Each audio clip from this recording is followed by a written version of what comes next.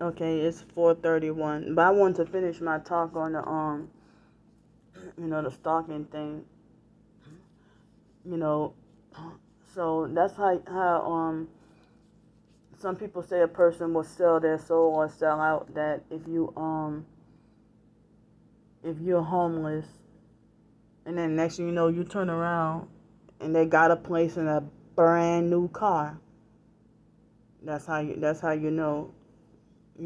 But the perps don't want me to do things the honest way, like honestly working. They block me from that, and they try to shut down everything I do. I mean, everything I try. And when I try to call Star Bricker, yes, I did. After she falsely called the police on me and made a false welfare check, and she bragged and admitted about that. And she falsely accused me of trying to kill her, and then trying to say that I'm in a different city and state. She falsely accused me of threatening to kill her and stuff. There's a difference between saying I wish you doggone die and go to hell, and the difference between saying I'm gonna kill you. And I never told her I'm gonna kill you. So, and I don't even talk like that, saying I'm gonna kill you.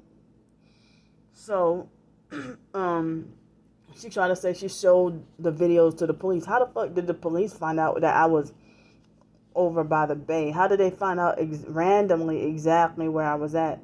And I wasn't even going there frequently at that time. So they refused to even tell me how they found me, how they knew exactly where I was. They didn't even want to answer. But then they said that it was just that somebody named Star Bricker had called up for a welfare check. So they try to bait me in and try. That's why a police officer, when they want to offer, okay, I'll help you, take you to a homeless shelter. I'm like, no, because you might you might be human traffic me or trick me or do something. These bully fag cops, freaking dirty and corrupt. I don't trust these cops. You can't even call them in an emergency. Why should I trust you? So they try to say that Star Bricker called up for as a welfare check, and then she bragged and admitted about how she called for a welfare check for revenge. So I never mentioned in any of my videos that I'm gonna kill her or any death threats at her.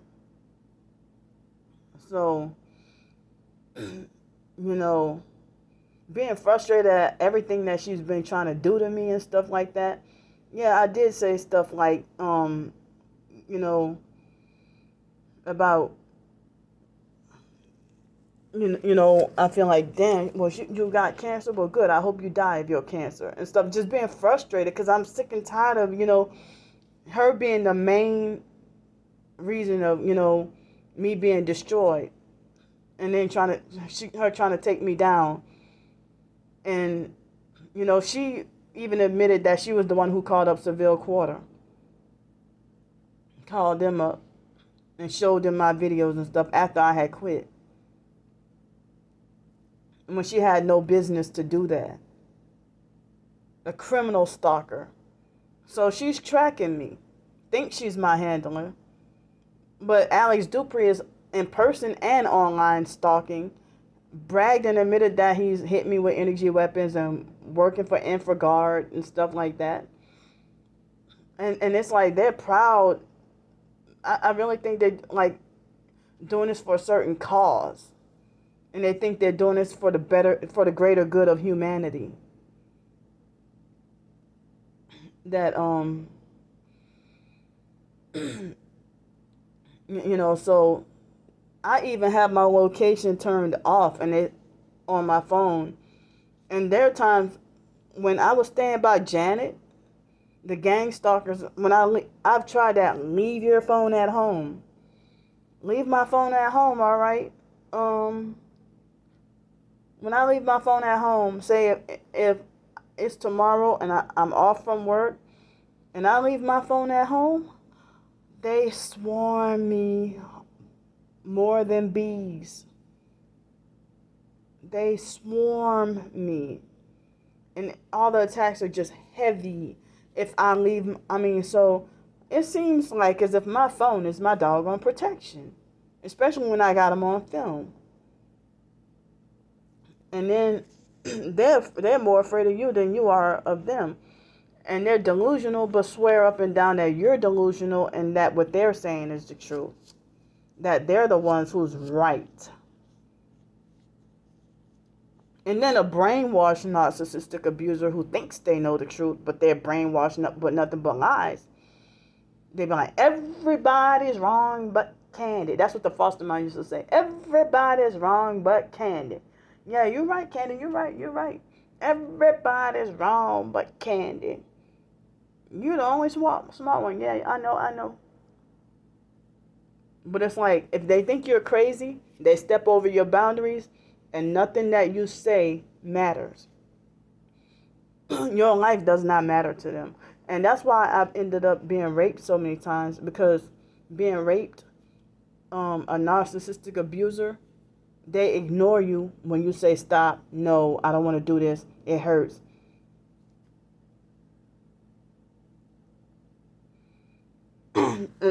Just some random encounter with a guy after like 7 years. And then this happens again. When I've had no relationship, I'm a loner, I stay to myself. And they say that female targeted individuals get raped a lot to try to groom you into prostitution or something. And that's why all these rapes happen. And people don't believe you, and they ridicule and mock you and blame you and stuff. And then leave you with being like suicidal, depressed and stuff like that. So, if it weren't for the rape from last year, let's see, 2012.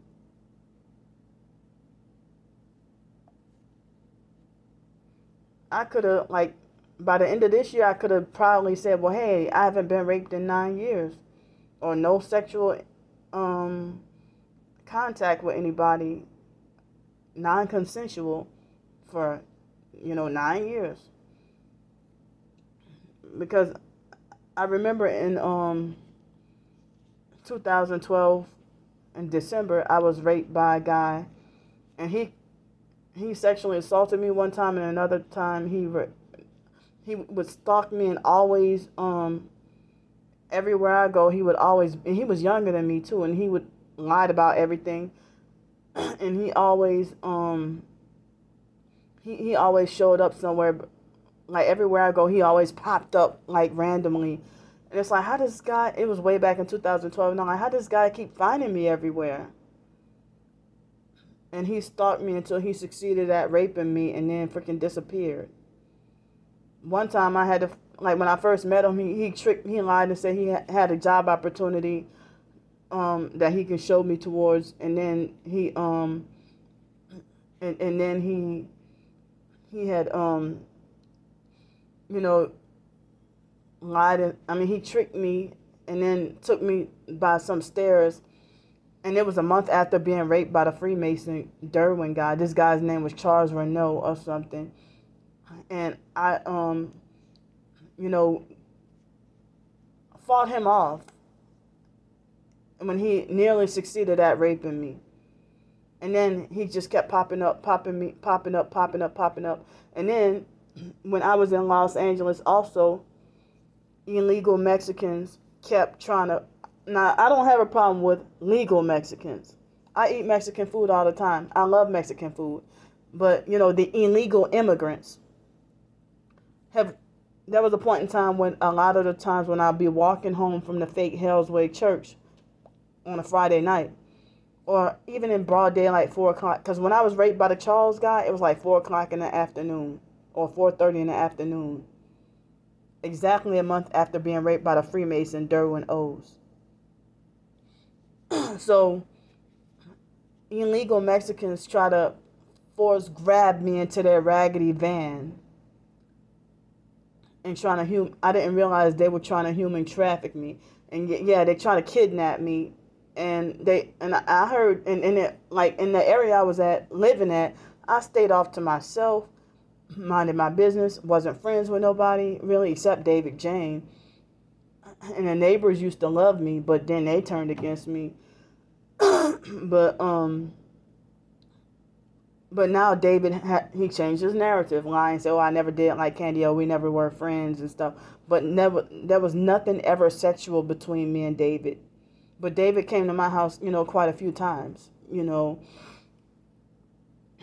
But it's like the so they try to. You hear about kids going missing. So at the time I was 30 years old. I'm 38 now. And when I was 30 years old, people thought I was 11 or 12 and said that I had like a young looking face, or I looked very young. That I looked very young for my age and stuff like that. So they thought I was a kid. So that's why, even in Koreatown, around that area where he tried to rape me, and then another time he succeeded at raping me. And because of what happened with Derwin, was the reason why I didn't even report it to the police. Because I felt like I didn't want to go through that trauma all over again. With Detective April Carter, LAPD 77 Division. Fuck y'all. I don't care. April Carter, Detective Carter, was a black female that acted like she delusionally believes she's a tough white man. And was an abusive bully who interrogated me for over 2 hours and threatened to arrest me and falsely accused me of lying on a police report and falsely accused me of wanting it just as bad as he did when she wasn't even there to see that.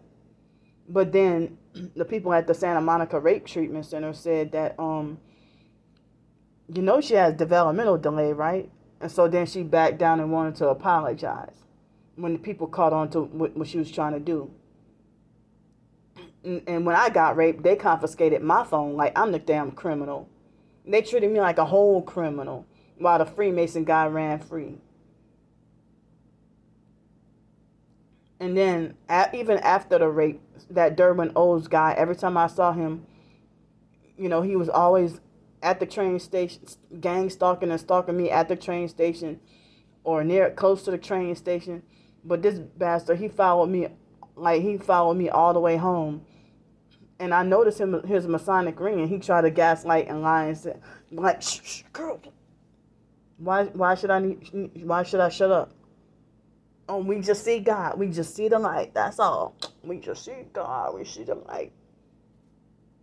And he stole total control over my house. And snooping through my house, and he sexually assaulted me and tried to frighten and threaten and scare me. And he lied and said he had to use the bathroom and then hurry up and ran. Just ran into my bathroom, knew exactly where the bathroom was, and they ain't never been in my house before, but knew exactly where the bathroom was, and ran to the bathroom, and then flushed the toilet, and then hurry up.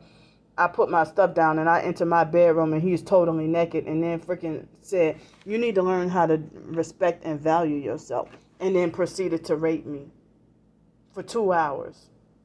And then Detective Carter said, and it was like a total capturing and control.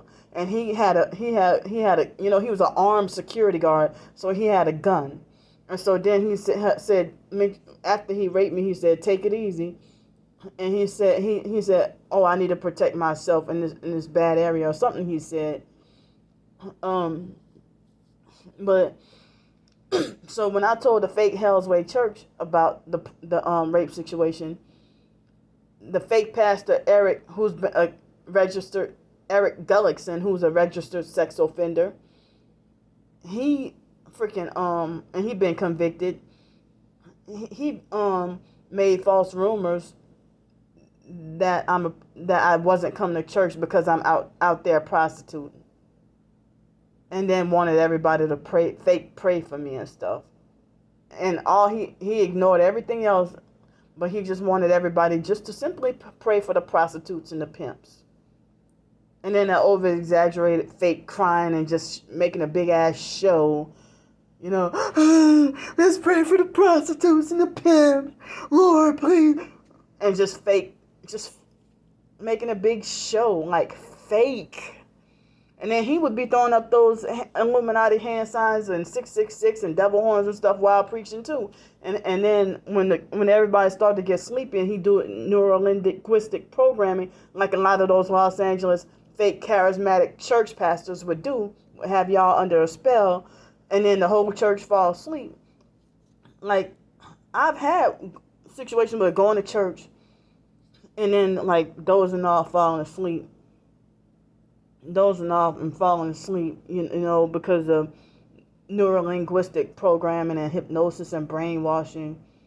So, witchcraft in the doggone churches. You can't even go to church nowadays. The church has been taken over by Satan.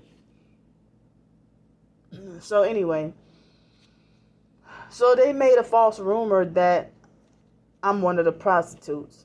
But they had prostitutes over where I have forced to see prostitutes almost completely nude every single day, you know.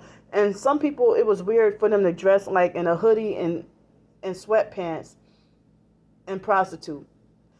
And then it would be the Latin people warned me, black people have warned me in advance in Los Angeles, stay away from the those Mexicans because they'll rape and kill you. So I mean, I didn't care how nice the car was. They even had a light-skinned, cute, you know, black guy who drove a BMW and tried to offer me the prostitute. Turn him down. And there was a black man who tried to offer me to prostitute, and I said no. And he bust out crying, like real freaking tears, like, what the hell? Like, what is wrong with you? So, but yeah, all the kids are gone. They're long gone, so don't worry. I'm in here by myself. The kids and teachers, they're gone for the weekend. But it's like, I'm just telling my experiences on what happened. It's 4:49. So I'm taking just a nice long rest because I'm tired. But as long as we get our work done, we're good. So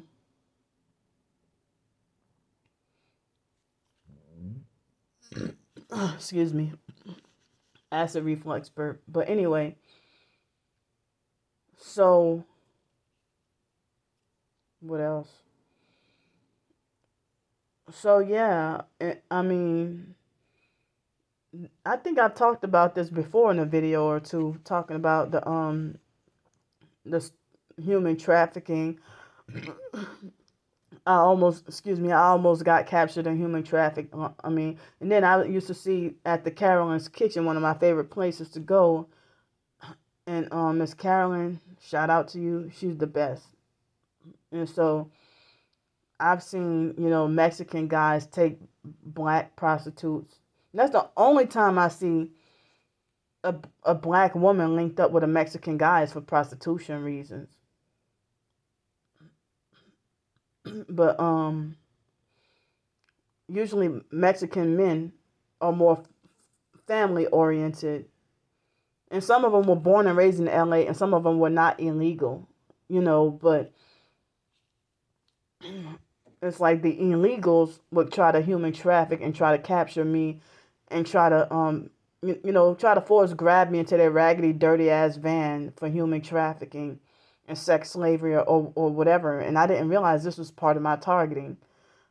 But I'm glad I don't get that no more. Even in Greenville, South Carolina, and in Jefferson, part of New Orleans, I'm wondering why these men always, I didn't realize they're perps that trying to get me, you know, trying to offer me to prostitute. And I think here in Pensacola, it happened like only a couple of times. But you know, they trying to get me, you know, and I'm like, no. Even a couple of months ago was But these guys, some of them front like they want to offer you a relationship and then turn around and rape you, and you don't realize until later on that they're married, or they're like, oh, you can come to my house and take a shower. If you're homeless on the streets, I'm like, I'm dirty, but what do you want with me? I'm dirty. You have no reason to, and they're like, oh, you can come to my house and shower up and stuff. And they had on Canal Street in New Orleans, there was a man who trying to offer me a shower every day and to come to his house and say, oh, I'll take care of you. I'm like, no, no, no. Just no to everything, just no. So let me get back to work. And tired. I'm so tired. So tired. So tired. And today's another day I do not feel like eating that pizza. I don't feel like eating that pizza today. But I probably will. So I'll see y'all.